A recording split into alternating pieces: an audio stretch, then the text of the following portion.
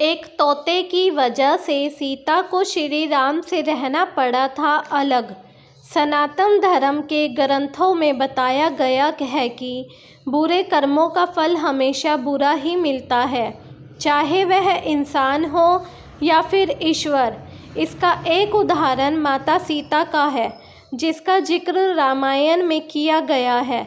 दरअसल रामायण कई भाषाओं में लिखी गई है। अलग अलग रामायण में कई तरह की दंत कथाएं मिलती हैं, जिनसे कई लोग परिचित नहीं हैं। इस कथा के अनुसार ये बताया है कि आखिर क्यों सीता माता और राजा राम को अलग होने का श्राप तभी मिल गया था जब वो एक दूसरे के गठबंधन में भी नहीं बंधे थे। इस कथा के अनुसार माता सीता को एक तोते का श्राप मिला था, जिसकी वजह से उनको भगवान राम से अलग होना पड़ गया था। कथा के अनुसार माता सीता बाल्यावस्था में अपनी सहेलियों के साथ बगीचे में खेल रही थी। वही बगीचे में एक तोता का जोड़ा पेड़ पर बैठा था। तोता का जोड़ा भगवान राम और माता सीता के बारे में बातें कर रहा था। उनकी बातों को सुनकर माता का ध्यान उन पर गया। मादा तोता बोल रही थी कि अयोध्या के राजकुमार राम काफ़ी प्रतापी राजा होंगे, उनसे माता सीता का विवाह होगा। तोते के मुख से भावी पति का नाम सुनकर माता सीता अचंभित हो गई। उन्हें अपने बारे में और जानने की इच्छा जागृत हुई, इसीलिए उन्होंने अपनी सखियों से कहकर दोनों पक्षियों को पकड़ लिया और फिर उन दोनों को पुचकार कर पूछा कि भविष्य के बारे में इतना ज्ञान कहाँ से प्राप्त हुआ। तब पक्षियों ने बताया कि इससे पहले हम महर्षि वाल्मीकि के आश्रम में रहते थे, जहाँ हर रोज राम और सीता के जीवन के बारे में बताया जाता है। इसीलिए उनको दोनों के बारे में हर चीज़ कंठस्थ याद हो गई।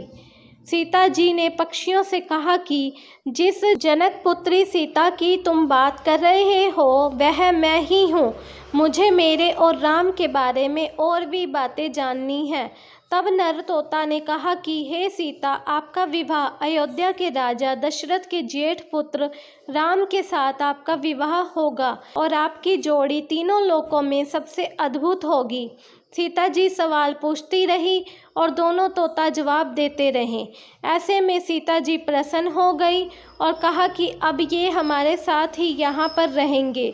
लेकिन ये सुनकर तोता हैरान रह गया और उसने कहा कि हम पक्षी हैं, हमें पिंजरे में कैद ना करो। तोते ने इसके लिए बहुत याचना की। तब सीता जी ने नर तोते को छोड़ दिया, लेकिन मादा तोते को नहीं छोड़ा और कहा कि यह मेरे साथ रहेगी। नर तोता ने कहा कि मेरी पत्नी गर्भवती है, इसलिए ऐसे समय पर उसको जाने दे। हम दोनों एक दूसरे का वियोग सहन नहीं कर सकते, इसीलिए आप मेरी पत्नी को जाने दे। लेकिन सीता जी ने उनकी एक ना सुनी। इस पर मादा तोता को बहुत गुस्सा आया और शाप दिया कि जिस तरह तुमने गर्भावस्था में मेरे पति से मुझको अलग कर दिया है, वैसे ही गर्भावस्था के दौरान तुमको भी पति वियोग सहना पड़ेगा। इतना कहते ही मादा तोता ने अपने प्राण त्याग दिए। बताया जाता है कि अगले जन्म में तोता वही धोबी था जिसने माता सीता के चरित्र पर उंगली उठाई थी, जिसके बाद भगवान राम ने सीता का गर्भावस्था के दौरान त्याग कर दिया था।